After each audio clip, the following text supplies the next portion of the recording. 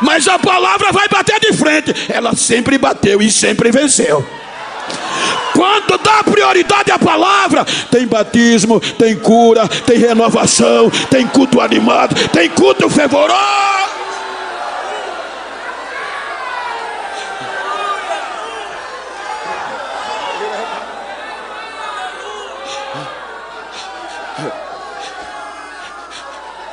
Agora Jesus começa a ensiná-los.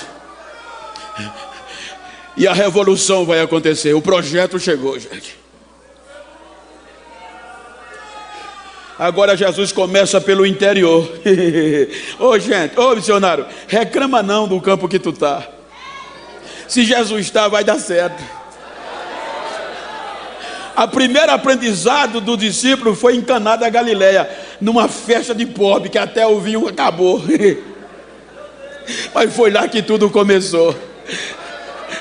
Quando o mestre experimentou o vinho, disse: meu Deus, deixaram o melhor para o final. Nunca vi isso na minha vida. Mas não foi Jesus que estava lá. A notícia se espalha vindo do norte. No outro dia, Cafarnaum, a Galileia ficou sabendo, e a Bíblia diz que começaram a espalhar. Aí daqui a pouco a notícia chega no sul. Tem um tal de Jesus de Nazaré que está pregando uma nova doutrina, está acreditando em anjo, em espírito, está acreditando e pregando que há uma vida depois da morte, tem arrebatamento, tem céu, tem esperança para quem não tem. E o que está acontecendo? A palavra dele está impactando toda a Galileia, e ele está vindo para o sul, ele está chegando aí. Mas o que ele está pregando? Ele está pregando amor, está pregando justiça, está acreditando e trazendo esperança para todos que a gente prega que não tem. Mas o que é que está acontecendo? Aonde ele está passando, o cego está voltando a enxergar, o mudo está cantando louvor de novo, o surdo está ouvindo, o morto está sendo ressuscitado, e a multidão está seguindo ele. O evangelho dele está fazendo a diferença.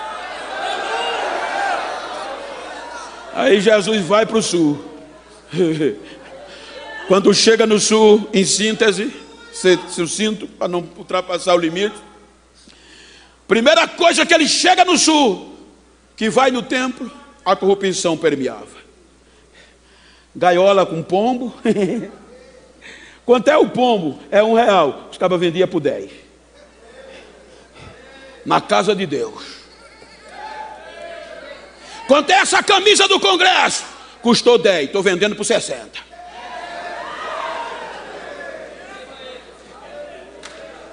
Ele pega o chicote, começa a meter o chicote para cima, virar mesa de câmbio, virar mesa disso, daquilo, soltar o pombo, soltar a rolinha, e ainda gritou: a casa do meu pai é casa de oração, vocês estão fazendo dela centro comercial, covil de ladrão.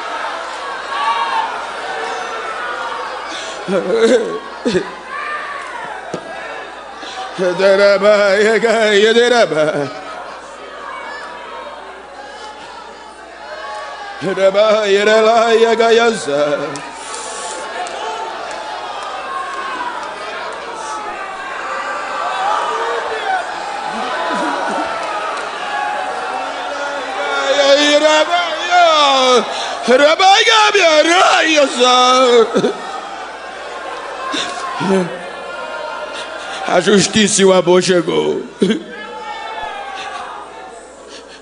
O sistema tentava denegri-lo, mas não conseguia. Espalharam que era vergonhoso seguir esse Jesus de Nazaré, mas não venceram.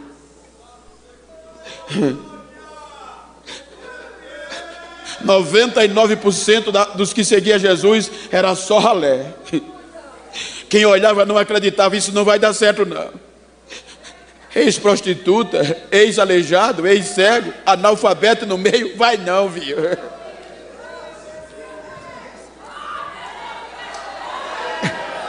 Quem tinha um pouquinho de privilégio, dinheiro e posição política, tinha vergonha quando aceitava, mesmo acreditando, mas só ia procurar ele de noite, com vergonha de ser visto de dia.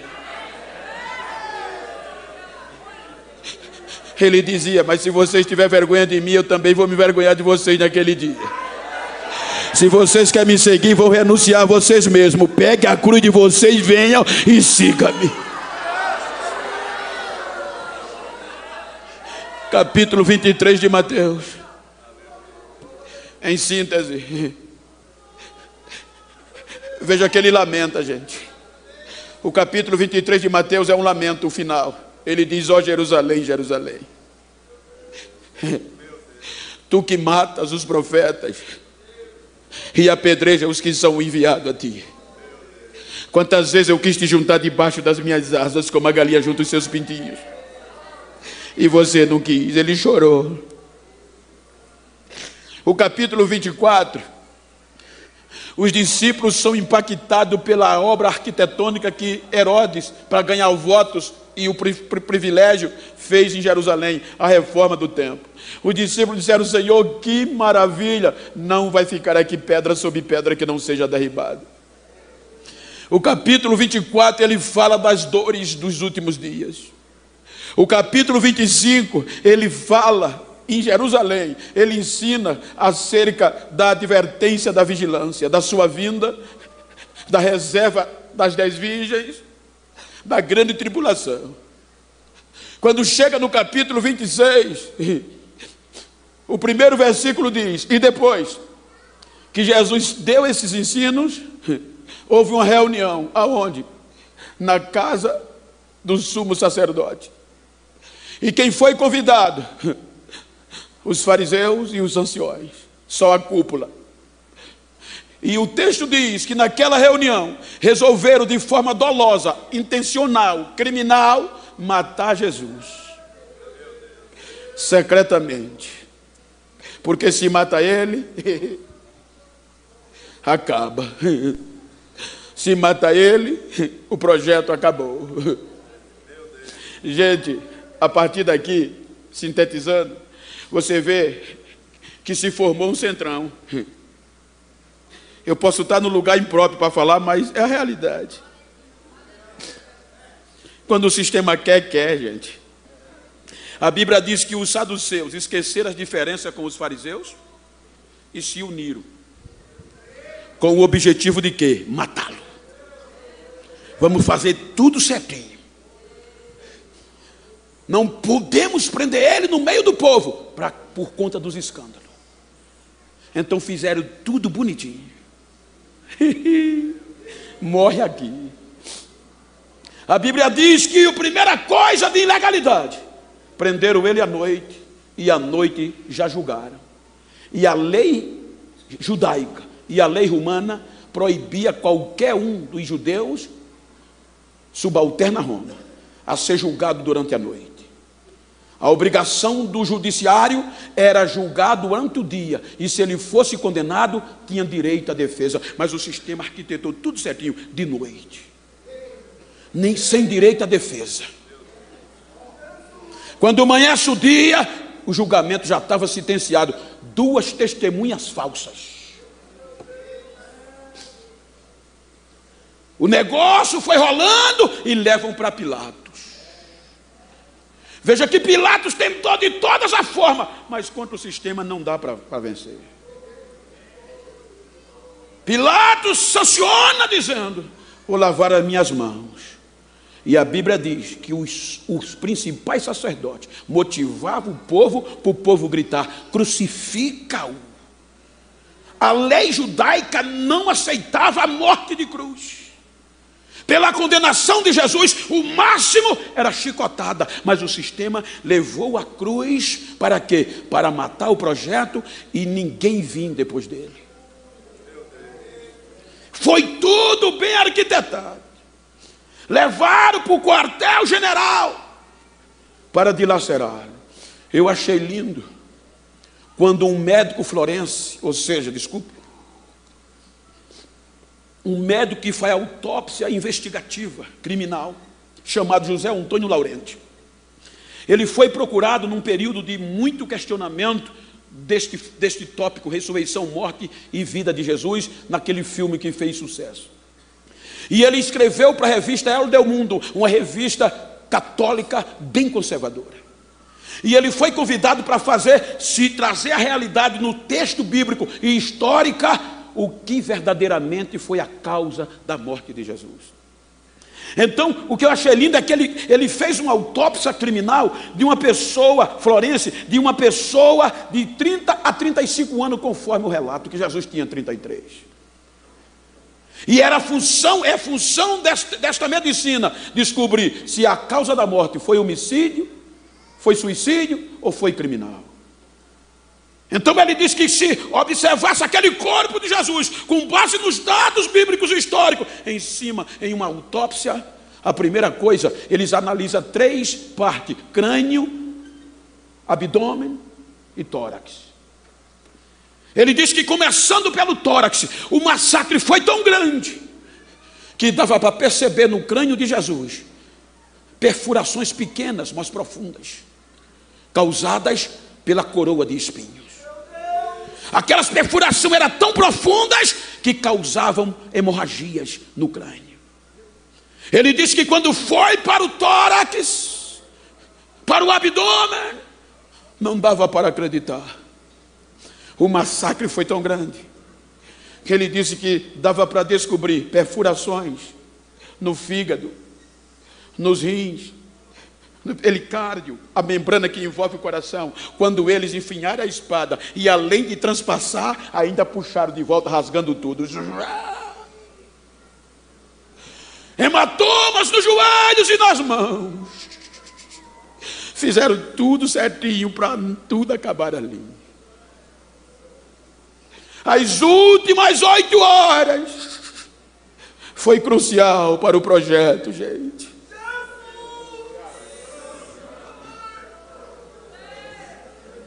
Por isso, o que a gente sofre hoje por esse evangelho não é nada diante do que foi acontecido.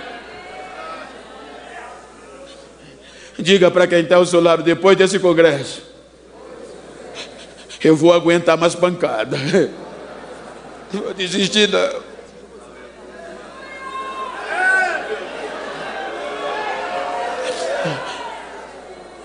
Sangue e água.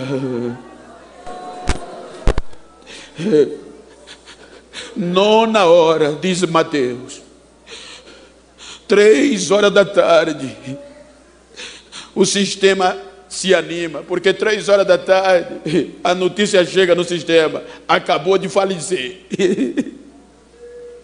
Mas como? Foram quebrar os ossos e ele já está morto, nem precisou quebrar os ossos, ele já faleceu. Aí vem as últimas 3 horas. Segundo a história, era sexta, sábado era o dia sem trabalho. Então qualquer corpo que fosse pendurado tinha que ser tirado antes das 6 ou até às 6, porque depois não podia por causa do sábado. Por isso que ele quebrava as pernas, para, se não tivesse morrido, morrer. Quebrava os ossos. Agora, quando dá a 10ª hora, 9, 3, 14 horas da tarde, a notícia chega do sistema: ainda está pendurado. Ninguém veio buscar ele não? Não. Ah, que bom. Porque a ótica histórica diz que se até 6 horas não aparecesse ninguém para tirar o corpo ia ser jogado na vala comum como indigente. E quando um corpo era jogado na vala comum, acabava a história. Morria ali, nem genealogia podia contar. 4 horas da tarde, ainda está lá? Tá, 10ª hora. 10ª hora, 5 horas da tarde, o corpo ainda está pendurado? Tá, não apareceu ninguém, acabou a história. No cair da tarde, do 10ª hora, de 5 às 6, a última hora. Só falta 1 hora, está lá, ainda está. Só falta 1. No cair da tarde, aparece alguém. Diga para quem está ao seu lado: projeto missionário, gente. Diga: projeto de missões. Se é de Deus, não vai para a vala não, gente. Eu vou profetizar agora. Se você é um projeto de Deus, pode massacrar, pode pisar, pode arrancar o coração, mas para a vala não vai. Não vai não. Não vai para a vala.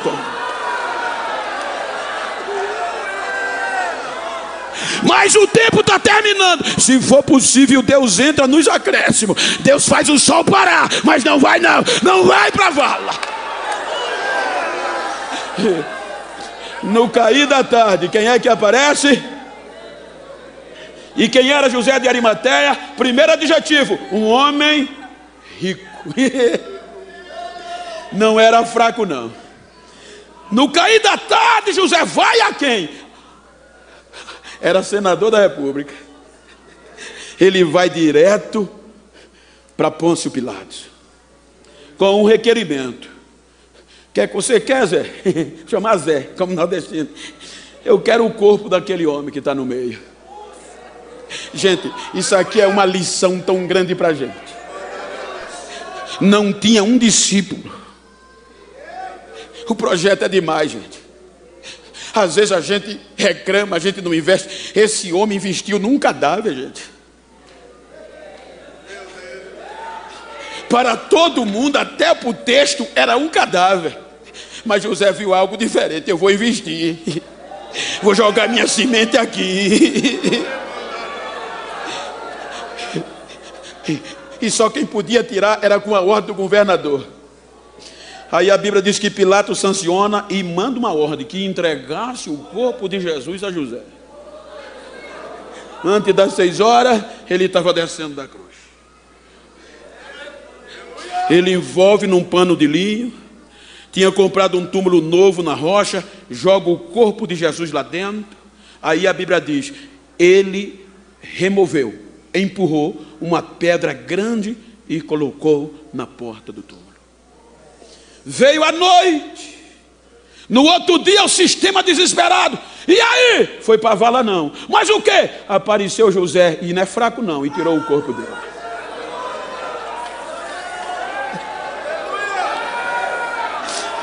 Está no túmulo. Mas a pedra está só encostada, pode acontecer roubo. Pode continuar a leitura do texto em apreço?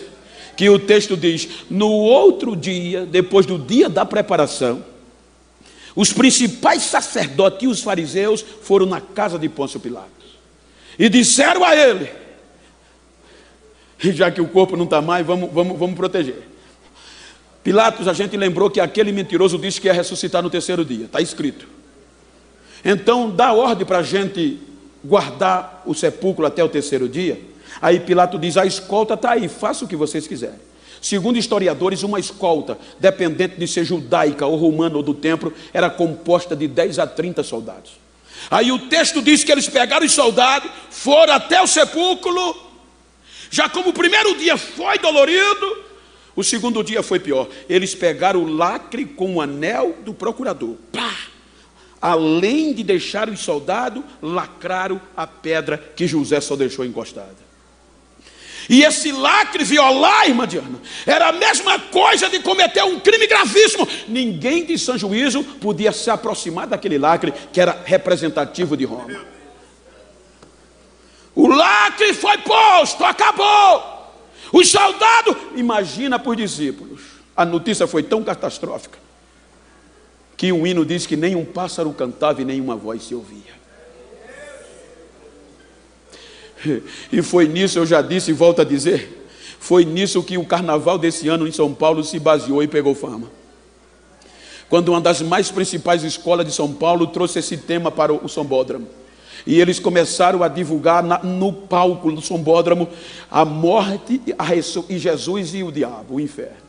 E quando eles terminaram a apresentação, não fizeram como a gente: Jesus levanta e a morte. Não, na apresentação dessa escola de samba, Jesus terminou a apresentação com a cara no chão e a morte e o inferno pulando, rodeando e dando louvores perto dele. Quando eles terminaram, a primeira coisa foi a televisão em cima, parabenizando em rede nacional, em rede mundial, parabenizando. Que apresentação linda, vocês estão no auge do sucesso. O rapaz, o organizador, bateu no peito, cheio de orgulho, disse: alcançamos o objetivo. E a notícia começou a vazar, era por todo lugar, onde você jogava, visse o que? Jesus está morto. Ô missionário, olha para quem está ao teu lado, diga para ele: é fake news.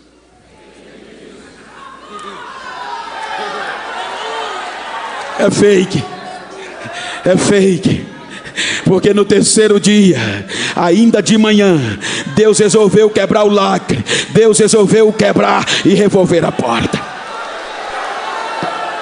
No outro dia de manhã, último dia,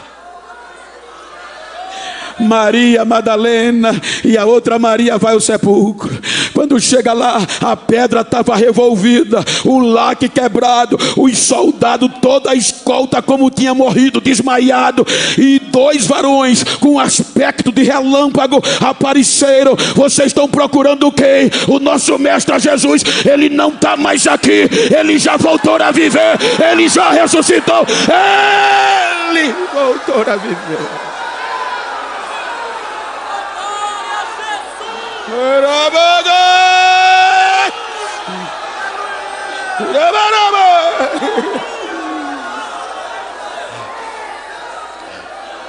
Me ajuda aí.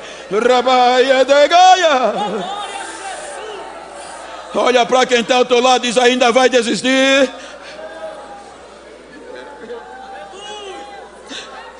A notícia se espalha, gente. E eu quero dizer o que eu já falei, e se eu pudesse falava toda hora. O que é missões? Jesus ressuscita, e a notícia do seu grupo missionário era as piores possíveis.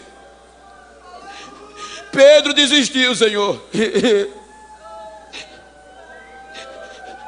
Os discípulos de Emaús, Senhor, estão revoltados, decepcionados, disseram que não vão mais se envolver com missões, tem futuro não. Jesus ressuscitado,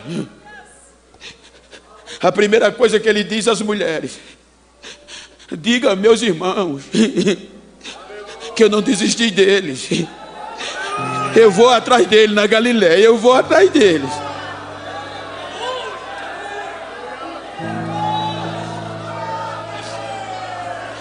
Jesus ressuscitado,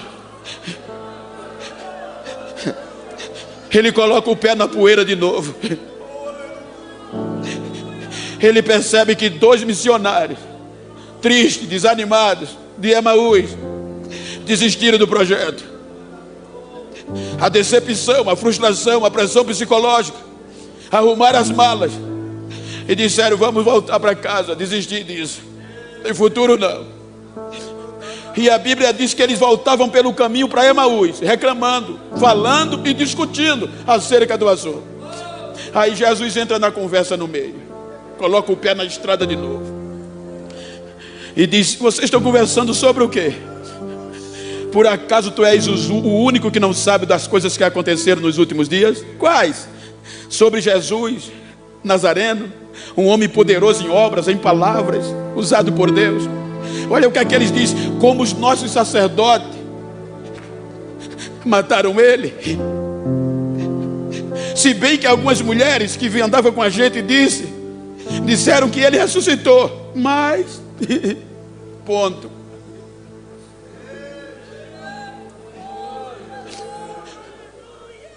Jesus disse: como vocês são difíceis para acreditar em tudo que ouviram.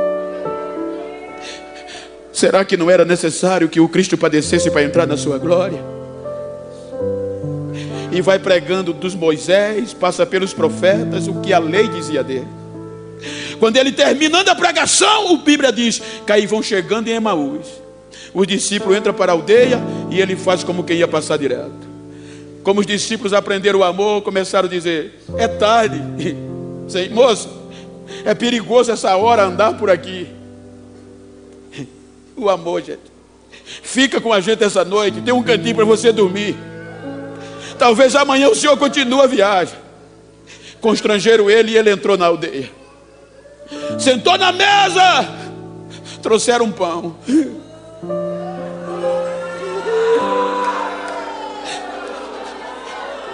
No partir do pão, os olhos se abrem.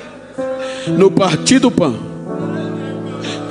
eles são renovados, reconhecem, olha um para o outro e diz: é o mestre, é o mestre. Quando olha para frente, ele não está mais. Por isso que quando ele falava, o nosso coração queimava, o nosso coração ardia. Perderam o medo na mesma hora, durante a noite. Não tiveram mais medo do sistema, não tiveram mais medo dos ladrões. Arrumaram a mala e voltaram para o campo missionário. Voltaram para Jerusalém e já chegaram dizendo: ele está vivo, ele foi atrás de nós, ele está vivo, ele está vivo. Desistir jamais.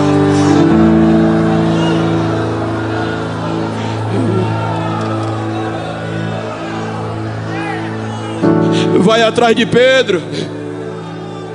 Quem de nós faria isso? Qual de nós teria coragem de espraguejar contra um pastor presidente? Abandonar o ministério, rasgar a carteirinha. E no outro dia, como o pastor presidente que ia atrás de nós.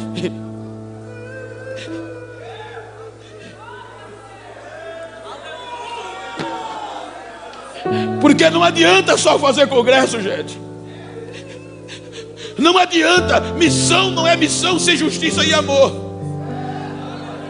Foi isso que ele restabeleceu. Antes dele ir, ele fez o único pedido, Pai. Ele fez um requerimento: Pai, eu estou indo para o Senhor, mas eu quero fazer um requerimento. Qual, filho? Assim como eu sou um no Senhor,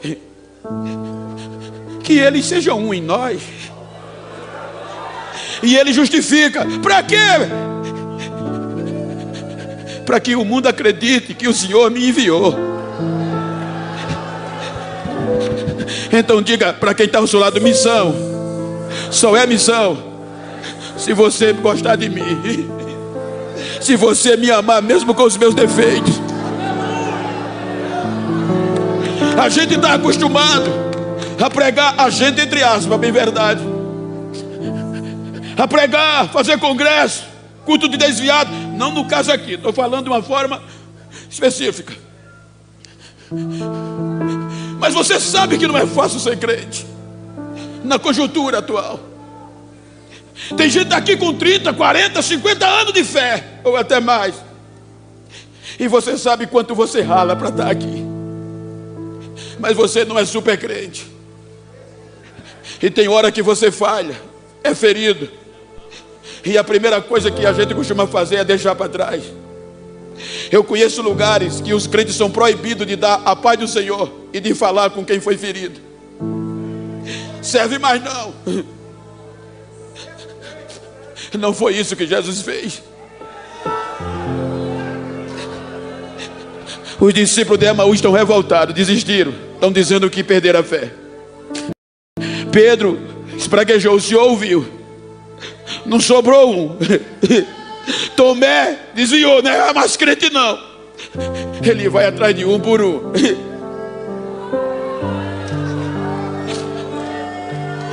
Uma das lições que eu mais guardo na vida e digo sempre é que eu aprendi com um sargento americano.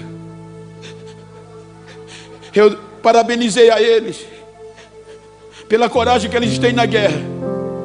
Ele disse: Geno, aquilo é fácil, porque o segredo está no alistamento. Mas como? Quando a gente resolve se alistar no exército americano, a gente já morreu ali. O que vinha é lucro. E o treinamento, Geno, é que é duro, é mais duro do que a guerra. Nós somos treinados para dar a vida pela pátria e pelo companheiro. Nós somos treinados para não deixar um companheiro para trás. Ele disse para você ver, tem hora que a gente está no campo de batalha e algum companheiro pisa no campo minado e a bomba explode. Quando a bomba explode, joga ele para cima, já cai sem as pernas e sem o braço. A gente diz, não presta mais não. Mas a preparação nos ensinou. Ainda está respirando, tá? Coloca no ombro.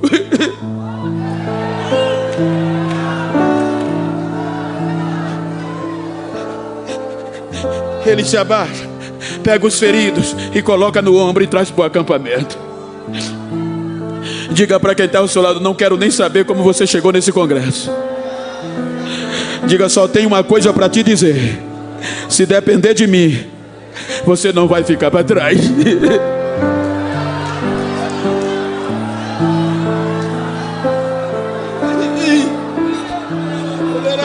Eu sei.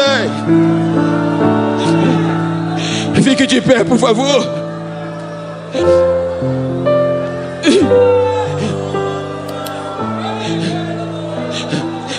O projeto está vivo.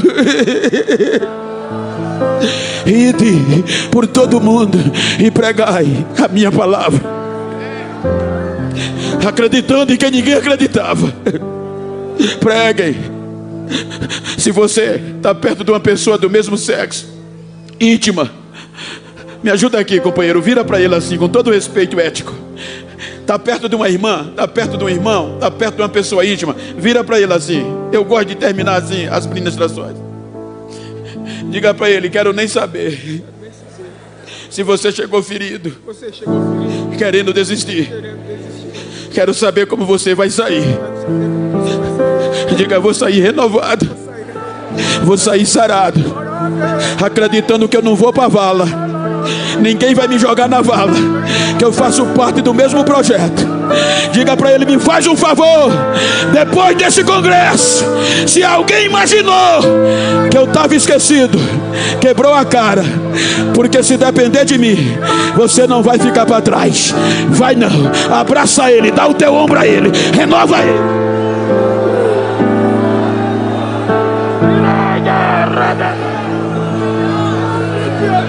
Abraça ele, chora um pouquinho com ela, chora um pouquinho com ele. Talvez ele queira aqui chegando a desistir, talvez ele chegou aqui querendo parar, talvez ela queria parar. Você não vai parar, não vai pra vala. O projeto tá vivo, o projeto tá vivo.